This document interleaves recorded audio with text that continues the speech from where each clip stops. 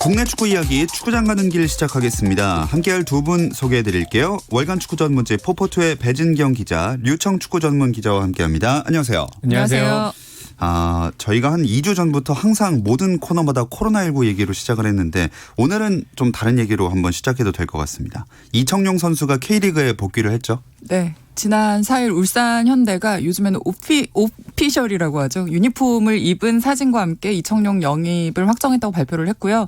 어제 서울에서 공식 입단식을 겸한 기자회견을 가졌는데요. 소속팀 울산인데 굳이 이제 서울까지 올라온 거는 그만큼 이청용의 K리그 복귀에 대해서 매체들의 관심이 뜨거웠다는 얘기고 실제로 어제 기자회견장 그 현장의 분위기가 거의 국가대표팀 명단 발표할 때만큼의 어떤 굉장히 좀 뜨거운 관심과 열기를 좀 보였던, 심지어 지금 또 코로나 때문에 이 취재를 하는 현장에서도 좀 까다롭거든요. 방명록을 작성을 해야 된다던가. 그럼에도 불구하고 어제 굉장히 좀 많은 매체들이 와서 이청용 선수의 복귀를 반겼습니다. 사실 기성용 선수 복귀가 무산되는 걸 보면서 이청용 선수는 계약 기간도 남았고 더 힘들겠다 싶었는데 일사천리로 진행된 느낌이에요. 네, 저도 그런 생각을 좀 했었는데 사실 시기상으로는 이게 이청용 선수가 기성용 선수의 이적설보다 더 뒤에 나왔지만 사실 당시 이제 기성용 선수 얘기가 나왔을 때 다음은 이청용이라는 얘기가 계속 나왔습니다. 그리고 그때 울산 현대에서는 이청용 영입을 계속 추진하고 있었고 지금은 얘기할 수 있지만 울산 현대 측에서는 사실 기성용이 전북으로 가지 못할 경우에는 이청용도 전북으로 가는 거 아니냐 이런 우려를 좀 했었어요. 물론 우리도 K리그 최고 대우를 하려고 하지만 전북과 1대1로 붙어서 이 자본 대결을 하면 우리가 좀 어려울 수도 있는데 기성용이 그래서 어디로 가느냐 이게 저한테 역으로도 물어보고 그랬거든요. 그런 걸 보면 이청용 선수 일 처리는 계속 이어지고 있었고 그 6개월 정도 계약 기간이 남았었는데 이게 잘 풀리고 결국에는 울산이 이적료를 일정 부분 지불하면서 결국에는 이청용 선수를 시즌 중에 빼올 수 있었습니다. 두 분은 언제부터 대충 아셨어요? 사실은 조금 전에 유청 기자가 언급을 했듯이 이청용 선수 같은 경우는 울산에서 2년 전에 그 크리스탈 팰리스에서 좀 많이 뛰지 못하던 시절에도 일단 한번 접근을 했었고 전원이긴 한데 집 근처까지 찾아가서 이제 이청용 선수를 만나는 굉장히 성의와 정성을 보였다고도 해요. 그래서 그런 어떤 그 교감을 나누는 상태는 있었고 사실 이제 작년 말에 기성용과 이청용이 K리그로 복귀할 것이다라는 소문은 이미 나 있던 상황이었고요.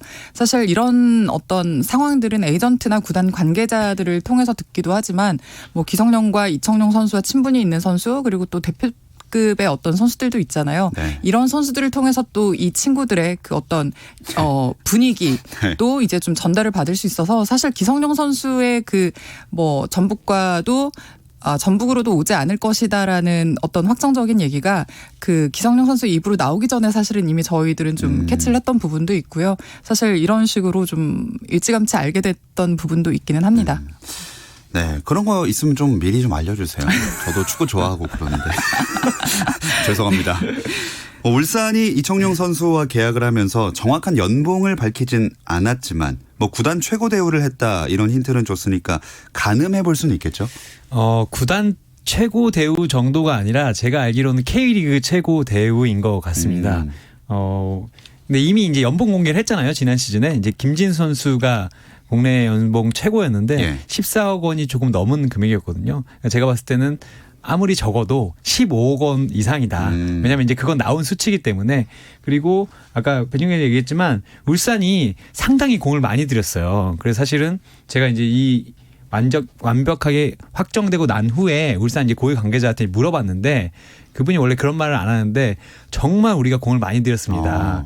그리고 울산 이제 전력 강화 팀장이 2년 전부터 이청용한테 공을 많이 들였으니까 아마 뺏겼으면 이제 엄청나게 허탈했을 것이다. 근데 그런 만큼 우리가 최고 대우를 해서 K리그에서 잘 하고 싶다 이런 의지를 밝혔습니다. 근데 어쨌든 그래도 울산으로 갔다는 건 우선 협상권이 서울에 있었는데 서울과는 결렬됐다는 거로 봐야 되겠네요. 그렇죠. 사실 어제 기자회견에서 이청용 선수가 직접 언급을 하기도 했지만 이청용 선수가 보험과 계약이 만료되고 뭐 그 후에 그러니까 계약이 만료되면 K리그로 복귀할 것이라는 어떤 그런 분위기는 있었는데 돌아오면 사실은 우선순위는 FC 서울이었고 이 FC 서울은 이청용 선수를 어린 시절부터 데려다가 키웠고 또 데뷔까지 시켜줬던 그 친정팀이잖아요. 네. 그래서 사실은 이 팀과의 협상을 가장 우선 그러니까 복귀를 가장 우선시하고 있었는데 결과적으로 양자 간의 만족스러운 답을 도출하지 못한 상태였고 그래서 사실은 또 오랫동안 공을 들였던 울산으로 결정적인 어떤 움직임을 갖게 되었습니다. 그렇다면 위약금 문제는 어떻게 되는 거죠? 일단 이게 FA로 온 게 아니기 때문에 뭐 기성용 선수와 같은 위약금 정도는 아니고요. 근데 다만 이렇게 갔어도 위약금이 발생한다고는 합니다. 근데 네. 울산 구단은 우리는 그 이적료를 주고 데려왔기 때문에 우리와 서울과는 위약금 협상을 할 이유가 없고 다만 위약금은 FC 서울과 이청용 선수가 해결할 것이다라고 얘기했습니다. 이게 기자회견에서 이청용 선수가 이 질문을 받았는데 이건 이제 해결하게 될 거고 다만 이제 자세한 것은 밝히기는 조금 어렵다 이렇게 대답을 했습니다. 어쨌든 이렇게 이청용 선수가 K리그를 복귀한 마당이 되니까 기성용 선수가 못 온 게 또 한 번 아쉽네요. 많이 아쉽죠. 사실 이 두 선수가 공통적으로 한 말이 굉장히 저는 좀 인상적인 부분이 하나가 있었는데 뭐였냐면 은퇴 직전에 황운기에 K리그로 돌아올 수도 있지만 그것보다는 아직 자신들이 좀 더 좋은 기량을 보여줄 수 있을 때 있는 힘껏 다해서 뛸 수 있을 때 돌아와서 국내 팬들에게 좋은 모습을 보여주고 싶었다. 높은 수준의 어떤 경기력 그리고 그동안 이제 K리그를 떠나 있었던 동안 대표팀과 유럽에서 쌓았던 그 모든 경험이 응축된 플레이를 보여주고 싶었다라는 얘기를 했는데 이 두 선수가 돌아왔으면 정말 폭발적인 어떤 그 흥행몰이가 있을 수 있었다고 생각을 하는데 기성용 선수는 결과적으로 좀 아쉽게 됐고 하지만 또 이청용 선수가 본인에게 지워진 어떤 기대감이라든가 어떤 자신을 바라보는 어떤 시선들을 다 알기 때문에 부담스럽지만 그래도 열심히 잘 준비해서 좋은 모습을 보여주고 싶다고 얘기를 했습니다. 둘이 함께 뛰었으면 더 좋았을 것 같은데 예, 뭐 이청용 선수라도 또 좋은 어떤 모험 전례를 만들어줬으면 하는 바람이 있습니다. 자, 이렇게 쌍용 중에 한 명이 어쨌든 돌아오게 됐습니다. 이청용 선수. 근데 울산이 오래전부터 공을 들였다는 거는 뭐 아무래도 우승의 갈증을 풀기 위해서 그랬겠죠? 울산이 3년 동안 상당히 돈을 많이 쓰고 있고 지난 시즌에는 우승 문턱이라고 표현하기도 좀 어렵고요. 그 골라인 판독기가 있다면 1cm 정도가 이제 모자라서 골이 되지 않을 정도로 아쉽게 우승을 놓쳤는데 올 시즌에 이제 이청용 선수도 그렇고 사실 정말 많이 데려왔어요. 뭐 고명진 선수 그리고 윤빛가람 조현우까지 데려오면서 사실 이제 국내 선수로 보면 울산이나 아니 라이벌이라고 할 수 있는 전북이나 이제 거기가 차이가 없어졌습니다. 그런 만큼 리그가 아직 시작하지는 않았지만 긴장도는 상당히 높아진 상황이고 다만 이 이청용 선수와 이 고명진 선수가 둘 다 이제 서울 출신이었는데 서울이 아니라 이제 울산으로 같은 시기에 돌아오면서 이게 또 하나의 이야기가 만들어졌어요. 이게 서울은 가만히 있었는데도 이 세 명의 선수가 전부 다 서울이 아닌 다른 팀을 택하면서 서울은 뭐 하고 있는 거냐 이런 이야기가 지금 축구가 시작을 안 하니까 더 크게 돌고 있습니다. 차라리 시즌이 개막했으면 또 들어갈 이야기들일 수도 있었는데 시즌 개막이 코로나19 때문에 미뤄진 김에 저희가 K리그 1 팀들의 전력 분석을 좀 해보려고 했습니다. 오늘 울산 얘기부터 나왔으니까 지난 시즌 준우승팀 정말 아깝게 준우승했던 울산부터 한번 해볼게요. 일단 2019 시즌 K리그 MVP 김보경 선수가 전북현대로 떠나지만 말씀하신 대로 전력 보강은 충실하게 한 셈이죠. 그렇죠. 뭐 유청 기자가 지금 줄줄이 언급을 했는데 뭐 이청용 선수는 사실 활용점정이라고 볼 수 있고요. 그에 앞서서 뭐 골키퍼 조현우, 뭐 수비진에는 정승현, 김기희 뭐 이런 선수들이 합류를 하면서 대표급 수비진이 이뤄졌고요. 그 앞에 또 고명진 선수, 윤빛가람 선수 뭐 굉장히 지금 전 포지션에 걸쳐서 알찬 영입이 이뤄졌고 사실 작년에 그 울산의 핵심적인 역할을 해줬던 그 김보경 선수가 K리그 MVP가 될 정도로 좀 좋은 활약을 보였는데 이 선수가 전북으로 가면서 뭔가 울산이 동력을 잃은 게 아니냐 이런 걱정의 시선이 있었지만 굉장히 좀 알찬 보강을 하면서 울산 내부에서는 작년보다 오히려 전력이 더 좋아졌다고 평가할 정도로 좀 기대감이 크고요. 뭐 사실 아까 이제 그 구단 관계자랑 통화를 하면서 우승 생각하시는 거죠 했더니 너무 당연하죠 이렇게 막 단번에 말씀을 하시더라고요. 그래서 굉장히 좀 나름 그 욕심을 또 한 번 내고 있는 굉장히 좀 강력하게 우승에 도전하는 한 해라고 볼 수 있겠습니다. 네, 새 시즌 진짜 기대가 되는데 그렇다면 류청 기자가 생각하는 베스트 11은 어떻게 되나요? 이게 지금 이청용 선수가 오면서 조금 복잡해졌어요. 사실 김도훈 감독이 딱 한 경기 했는데 그 ACL 경기에서 3백을 들고 나왔거든요. 예. 지난 시즌 4백이었는데 그래서 3백으로 생각하고 있었는데 갑자기 이청용 선수가 오면서 4백으로 가지 않을까라고 했는데 일단 골키퍼는 당연히 이제 조현우 선수가 쓰고요. 원래 4백 기준으로 얘기하면 오른쪽에 이제 데이비슨 선수라고 호주 출신의 선수가 풀백을 보고 그 반대쪽에는 갑자기 이름이 기억이 안 나요. 김태환 정동호 선수가 있죠. 김태환 정동호 선수가 있고요. 가운데에 윤영선, 정승현 그리고 김기희 선수가 3명 중에 이제 2명이 이제 들어갈 것 같아요. 이제 셋 다 이제 국가대표 출신이기 때문에 아마 이 교전 경쟁을 불트위스라는 또 외국인 좋은 선수도 맞네요. 있기 때문에 네, 굉장히 좀 수비진이 단단해진 편입니다. 그 예전에 수원 삼성 2008년에 포백을 모두 센터백으로 세웠는데 이러다가는 울산도 이렇게 세울 수 있지 않을까라는 생각이 들 정도로 두 줄 수비가 가능하고요. 그리고 가운데 미드필더 2명은 이제 고명진, 원두재 선수 그리고 여기에 윤빛가람 선수까지 이제 있기 때문에 미드필더도 상당히 두텁고요. 그리고 그 위에 이제 3명을 쓰면 김인성, 이청용, 이근호 선수 그리고 앞에도 또 선수가 많은데 비온 존슨과 주니오 선수가 원톱을 두고 뛰어야 됩니다. 그런 걸 보면 제가 보험을 강하게 든 게 아니라 울산에 좋은 선수가 너무 많기 때문에 이걸 단수로 얘기하기가 지금 너무 어려운 상황이에요. 여기에 한 명을 더 보태면 사실 유청 기자가 지금 주장님을 빼먹었는데 신준호 선수가 있거든요. 사실은 그 이 포메이션의 변용이 좀 가능하고요. 지금 뭐 유청 기자 4-2-3-1 기준으로 얘기를 했는데 뭐 4-1-4-1도 가능하고요. 지금 보니까 미드필드가 굉장히 두터워졌어요. 그리고 작년이랑 비교를 하면 훨씬 더 공격적인 변주가 가능해지는 조합들이 나와서 좀 뭔가 감독님의 전술에 따라서 좀 재밌는 경기를 할 수도 있겠다라는 생각이 들고 수비진도 굉장히 단단해졌습니다. 네, 뭐 K리그 개막이 연기되면서 이 보강된 멤버들의 전력을 아시아 축구연맹 챔피언스리그 조별리그를 통해서만 볼 수가 있었잖아요. 근데 다만 결과가 좋지 않아서 그게 문제죠. 네, 물론 이제 울산이 지진 않았습니다. 지진 않았지만 1대1 무승부를 거뒀고 아까 말씀드렸듯이 예상외로 3백을 들고 나왔는데 그래서 이제 김동훈 경기력이 안 좋았어요. 그래서 기자회견장에서 왜 3백을 들고 나왔냐. 지난해 우승을 하지 못했지만 4백으로 잘했는데 근데 올 시즌에 우리 팀에 맞는 포메이션은 3백이라고 생각을 했다라고 했는데 그 뒤에 이미 김기희 선수와 이청용 선수를 데려왔기 때문에 아마 리그가 시작하면 다시 4백으로 나올 가능성도 충분하다고 볼 수는 있습니다. 이청용 선수는 아시아 챔피언스리그 바로 뛸 수 있나요? 못 뛰고요. 왜냐하면 AFC 챔피언스리그 명단에 이제 등록이 아직 안 돼 있는 상태이고 이미 이 등록 기간이 지났기 때문에 이청용 선수는 이제 여름 이후에나 가능한데 그러려면 울산이 일단은 16강전까지 진출을 해야 되는 상황이고요. 16강전이 다 끝나고 이제 8강에 진출하면 그때부터는 이청용 선수가 참가하는 모습을 볼 수 있습니다. 자, 이청용 선수 때문에라도 꼭 그 이상으로 진출했으면 좋겠습니다. 근데 울산이 코로나19 때문에 이 아침 리그 일정에 차질이 불가피한 상황이잖아요. 네, 일단 울산은 오늘 내일 이제 조금 당겨서 호주로 갈 상황이었거든요. 왜냐하면 전북이 시드니하고 경기를 치르면서 이제 울산도 가서 그래도 호주 경기까지는 치를 수 있겠구나 했는데 갑자기 호주가 한국 이제 입국을 이제 제한을 하면서 미뤄지게 됐고요. 소대원 이제 울산 사무국장이 18일 경기를 치르지 못했기 때문에 퍼스 구단과 일정을 조율 중이다라고 얘기를 했고요. 그래서 챔피언스리그 16강이 8월에 치러지거든요. 그래서 6월이나 7월에 경기를 치를 것이라고 보이는데 아직 정확한 날짜를 나오지 않았고요. AFC의 16일까지는 두 팀이 합의해서 경기 날짜를 보내야 된다고 합니다. 네, 참 이런저런 상황이 벌어지고 있지만 어쨌든 울산 입장에서는 아침도 중요할 겁니다. 그래도 K리그1 우승이 지난 시즌에 너무나 아쉽게 놓쳤기 때문에 우선 과제일 텐데 가장 큰 경쟁팀이라고 하면 역시 전북이겠죠. 전북도 비시즌 동안 폭풍 영입을 통해서 전력 보강을 했습니다. 자세한 이야기는 잠시 쉬었다 와서 나눠볼게요.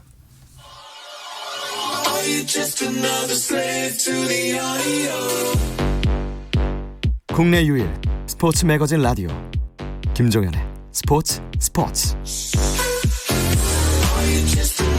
금요일 밤의 축구 이야기 축구장 가는 길 듣고 계시고요. 류청 축구 전문 기자, 월간 축구 전문지 포포투의 배진경 기자와 함께하고 있습니다. 울산은 이청용 선수를 영입하면서 전북과 함께 더 공고한 양강 체제를 구축했다. 두 분도 이 양강 체제 동의하시나요? 뭐 저는 사실 그 전까지는 전북이 그래도 이제 역시나 전북 약간 이런 입장이었는데 어제 그 입단식을 이청용 선수의 입단식을 보면서 뭔가 이 기류가 확 바뀌어버린 느낌이 오더라고요. 뭔가 이제 좀 양강 체제가 더 공고해졌다는 건 맞는 말씀인 것 같고요. 그리고 김도훈 감독 입장에서는 작년에 한 골이 모자란 패배로 이제 그 우승컵을 내준 그렇죠. 그 정말 눈앞에서 놓치는 상황이었기 때문에 그 곱씹으면서 생각하는 부분들이 굉장히 많았을 거예요. 사실 오늘 스튜디오 들어오기 전에 감독님과도 통화를 했는데 네네. 뭐 사실 다시 한번 또 어떤 우승 후보로 조명받는 게 부담스러운 것도 있지만 그만큼 굉장히 높아진 기대를 만족시켜드려야 된다는 책임감 뭐 또 그러고 싶은 의지가 굉장히 강하더라고요. 좀 잘 준비하고 싶고 빨리 보여드리고 싶은데 일정이 이제 그러네요. 네 개막이 계속 연기가 되고 있다는 거에서 좀 아쉬움을 보였습니다.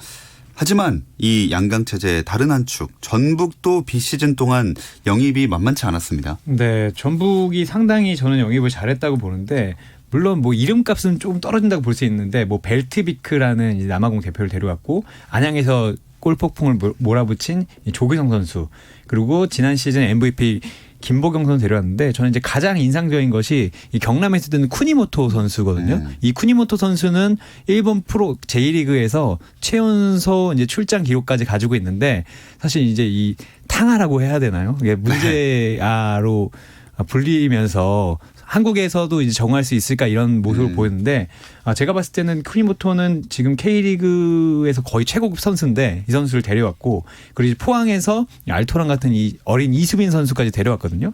그리고 오반석 홍정호를 보강하면서 물론 홍정호는 지난 시즌에 임대로 뛰었지만 뒷문도 완벽하게 보강을 했어요.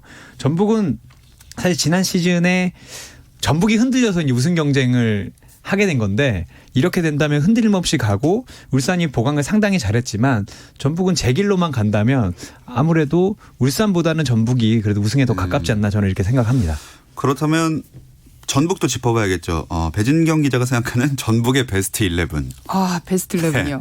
뭐 일단 저는 지금 그 앞서서 벨트비크 선수도 있고 안양에서 데리고 온 그 우리의 영플레이어 조규성 선수도 있는데 그 결국에는 다시 여기에 간판은 이동국이라고 생각을 해요. 작년 하반기에도 사실 이동국이 저만큼 띄워줄 수 있을까라고 생각을 했지만 결국에는 이동국 선수가 하드캐리를 하다시피 해서 하반기에 이제 문선민 선수와 함께 끌고 갔던 부분이 있었는데 역시 이번에도 간판이 이동국 선수가 될 것이고 다만 전 조규성 선수에게 이제 뭐 몇 마디를 좀 보탠다면 구단에서 이 선수에 대한 기대가 굉장히 크더라고요. 특히 뭐 김보경 선수 같은 경우는 요즘에 훈련이 끝나면 형들이랑 계속 조규성 얘기를 하게 된대요. 그래서 자기는 원래 그 조규성이라는 선수를 잘 몰랐는데 훈련할 때 보니까 어떻게 이렇게 쟁쟁한 선배들이 많은 팀에 와서 저렇게 위축됨이 없이 당당하게 경기를 하고 훈련을 하지? 약간 이런 생각이 들고 실제로 지금 아시아 챔피언스리그 2경기를 치른 그 경기에서 조규성 선수의 활약이 대단했거든요. 이 번뜩이는 어떤 플레이들을 보여준 게 사실이고 그 김보경 선수는 조규성 선수를 신인 시절 김민재를 보는 것 같다라고 얘기를 하더라고요. 굉장히 좀 좋은 기량과 어떤 냉정한 그런 그 성격을 갖고 있는 것 같아요. 골문 앞에서. 이 선수를 좀 주목해 볼 만할 것 같고 이선에 뭐 이승기, 김보경, 한교원 이런 선수들이 설 것 같고요. 그리고 지금 미드필더 그러니까 3선 중앙에는 뭐 쿠니모토와 손준호 선수 그리고 그 백포 라인으로 보면 왼쪽부터 김진수, 최보경, 홍정호 이용 혹은 최철순 뭐 이렇게 서고 그리고 골문 앞에는 작년과 변함없이 송범근 선수가 설 거라고 저는 예상을 해봅니다. 자, 전북 울산. 그럼 둘 중에 누가 우승할 것 같습니까? 뭐 제가 그 임박해서 얘기해도 항상 틀리는데 시작도 안 했는데요. 시작도 안 했는데 하니까 오히려 더 편안하지 않습니까? 편안하게 얘기할 수 있을 것 같습니다. 둘이 우승 확률이 저는 거의 5대5라고 보는데 그래도 전북이 51%, 울산이 49%로 보고 있습니다. 왜 전북의 1%더 앞서죠? 어쨌든 전북 선수들은 많이 보강을 했다고 하기엔 조금 어렵거든요. 그리고 아직도 저는 이동국 선수가 한국 나이로 42살인데 주장을 맡기는 거는 너무하지 않나라는 생각이 듭니다. 근데 그럼에도 불구하고 어쨌든 계속 이어온 가닥이 있고 울산은 좋은 선수들이 많이 왔지만 올 시즌에 왔기 때문에 아무리 이 선수들이 베테랑이어도 맞추는데 이제 시간이 좀 걸릴 거라고 생각이 들거든요. 그리고 모라이스 감독이 지난 시즌 K리그에 처음 오면서 좀 어려움을 겪었는데 네. 두 번째 시즌이니까 지난 시즌보다 잘할 거라고 봅니다. 그래서 종합적으로 봤을 때는 흔들림의 측면에서 아하. 전북이 좀 더 적을 것 같습니다. 근데 아침에서는 전북이 더 흔들리지 않았습니까? 그렇죠. 전북이 지금 아주 불안한 출발을 보이고 있는데 첫 경기는 홈에서 했는데 패했고 충격적인 패배를 당했고 이제 며칠 전에 그 호주 시드니로 가서 벌였던 원정 경기에서는 선제골을 넣었지만 연달아서 수비 그 어떤 불안으로 두 골을 내주고 마지막에 극적으로 동점골을 얻었거든요. 근데 이 과정을 보면 첫 경기와 두 번째 경기에서 퇴장 선수들이 나왔어요. 예. 첫 경기에서 이제 손준호 선수와 이용 선수라는 수비에서 어떤 굉장히 좀 중요한 역할을 담당하는 선수들이 차례로 나가면서 이제 좀 부담이 생겼고 이 선수들의 공백이 결과적으로 2차전에도 영향을 줘서 이 수비가 받는 조직적인 그 어떤 그 마크를 해야 되는 부분에서의 부담이 좀 더 커졌다고 볼 수 있을 것 같아요. 그래서 결과적으로는 지금 좀 연쇄적인 어떤 흔들림이 있는 상황이고 사실 저는 약간 이 퇴장이라는 게 심리적인 측면에서 보면 뭔가 조급할 때 나오는 파울들이 결정적인 파울들이 상대에게 어떤 기회로 가는 장면들인 거잖아요. 네. 이 전북의 경험과 선수들의 수준을 볼 때는 조급하면 안 되는데 조급해지는 건 어떤 경기 운영에서 아직까지는 호흡이 완전치 않다라는 어떤 측면으로 좀 해석을 할 수가 있을 것 같고요. 그럼에도 불구하고 전북 같은 팀은 결과적으로 다시 이런 충격파를 딛고 일어서는 힘이 강한 팀이기 때문에 좀 더 꾸준한 어떤 경기 일정이 계속해서 이어진다면 다시 제 힘을 찾지 않을까라는 생각을 해봅니다. 네, 지금까지 전북과 울산 이 두 팀의 전력 분석을 해봤습니다. 이 두 팀을 위협할 팀들은 다음 주 전력 분석 때 알아보도록 하겠고요. 뭐 얘기를 했으니까 계속 아시아 축구연맹 챔피언스리그 얘기로 쭉 가보겠습니다. 전반적으로 K리그 팀들이 너무 다 불안하지 않나요? 네, 뭐 승리를 거둔 팀은 서울밖에 없습니다. 서울만 이제 멜버른을 상대로 이제 1대0 승리를 거뒀고요. 전북은 말씀하신 대로 1무 1패, 요코하마에게 패하고 시드니에게 비겼고요. 수원은 심지어 2패를 당했습니다. 예. 그리고 울산은 1무인데 이 수원이 좀 가장 뼈아팠던 것 같아요. 사실 그 이니에스타 선수가 있는 고베를 상대로는 뭐 질만했다. 그리고 그날은 이제 경기력이 나빴다기보다는 마지막에 이제 이니에스타를 한 번 놓치면서 들어간 패스가 골로 이어지면서 역시 결정력은 비싸구나 이런 얘기를 이런 핑계라도 좀 될 수 있었거든요. 근데 그냥 대등하게 싸웠고 마지막 순간에는 역시 100억 원이 넘는 선수는 몸값을 했습니다. 몸값을 했다라고 볼 수 있는데 조호바르는 고베가 거의 6대1 정도로 이겼어요. 그래서 이제 그걸 보면서도 이제 조호바르도 역시 이니에스타는 잘하는구나라고 했었는데 졌습니다. 네. 수원이 1대1로 졌고 동남아 팀에게 이제 거의 처음 패했다라는 이제 구단 내 기록까지 나왔어요. 근데 저는 이날 경기를 봤는데 조호바르가 잘했다기보다는 수원이 너무 못하지 않았나라는 생각이 들더라고요. 물론 이제 코로나19 때문에 연습 경기조차 하기 어려웠었고 이 조호바르가 싱가포르에서도 가깝거든요. 그래가지고 입국하는데 16시간 정도 걸렸다는 것을 감안하더라도 경기력이 너무 무기력했고 사실 골을 내줄 때도 조호바르가 잘한 게 아니라 수비진이 너무 이제 구멍을 보였기 때문에 그런 부분이 아쉽고 수원에서는 벌써 감독을 바꿔야 되는 게 아니냐라는 성급한 이야기까지 나오고 있으니까 가볍지는 않은 상황인 것 같습니다. 자, 이런 것들을 타개하려면 얼른 경기가 많이 펼쳐져야 되는데 지금 코로나19 때문에 뭐 우리나라 홈 경기는 다 연기된 상황인가요? 일단 2월과 3월에 예정된 경기는 4월과 5월로 이제 미뤄진 상태인데 이후에 또 코로나가 어떤 국면으로 전개가 되는지를 좀 봐가면서 아마 협의 내지는 뭐 수년 내지는 이후에 일정들이 나올 것 같습니다. 네, 빨리 이 상황이 안정돼야 우리 축구 팬들도 마음껏 경기장을 갈 수 있을 것 같은데요. 축구 팬 여러분들도 그렇고 이 빨리 종식되길 바라면서 두 분도 항상 다음 주에 또 나오시기 위해서 건강 잘 챙기시고 장갑도 끼시고 하시길 바라겠습니다. 자, 오늘도 축구 이야기 재밌게 나눴습니다. 월간 축구 전문지 포포투의 배진경 기자, 류청 축구 전문 기자 고맙습니다. 고맙습니다. 주말에는 9시 20분부터 함께 하실 수 있고요. 저는 월요일 8시 30분에 다시 돌아오겠습니다. 김종현의 스포츠.